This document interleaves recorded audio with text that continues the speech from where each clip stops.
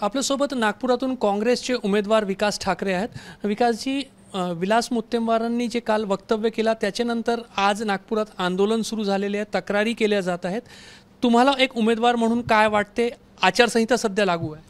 मला वाटते की हे चुकीचं आहे।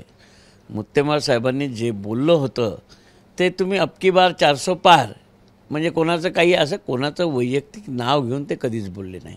आणि जर या लोकशाहीमध्ये जर एवढाही अधिकार नसेल की तुम्ही बोललो तर आम्ही तुमच्या घरावर येऊ, घरावर यांनाच येता येऊ शकतं का?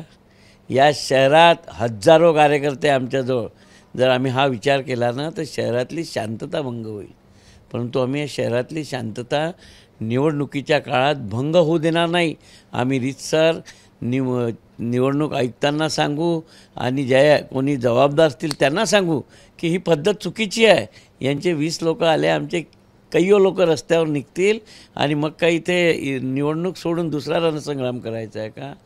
सत्ताधाऱ्यांनी कधीही संयमानं राहायला पाहिजे, ही पद्धत नाही आहे।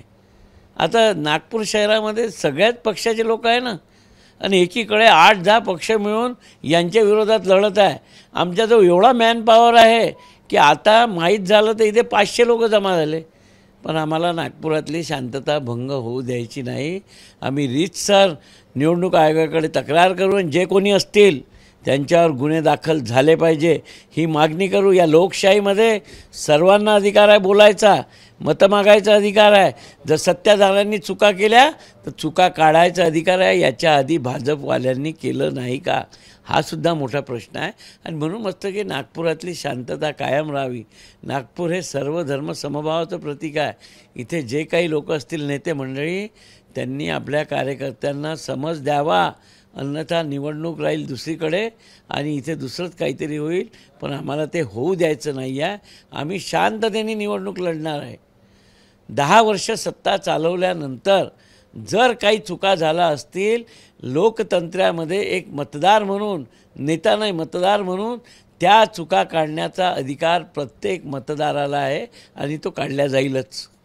तुम्ही तक्रार करणारे म्हणालात, आचारसंहिता सुरू असताना ज्या पद्धतीने आंदोलन झालं शंकरनगर चौकावर आणि पुतळाही जाळण्यात आलेला आहे, या संदर्भात पोलिसांनी गुन्हे दाखल करावे अशी मागणी आहे। मी आत्ताच पोलीस आयुक्तांशी बोललो आणि त्यांना सांगितलं की जर तुम्ही कायद्याप्रमाणे काम केलं नाही तर या शहरात शांतता राहणार नाही। निवडणूक काढायची आपल्याला आणि त्यांनी याची दखल घेतली नाही उद्या तर मी उद्या त्यांना भेटणार आहे।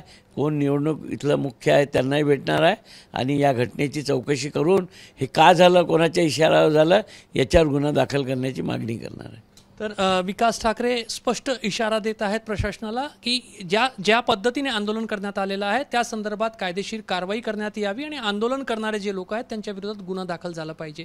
कॅमेरामॅन अतुल हिरडेसह रजत वसिष्ठ, एबीपी माझा, नागपूर। एबीपी माझा, उघडा डोळे बघा नीट।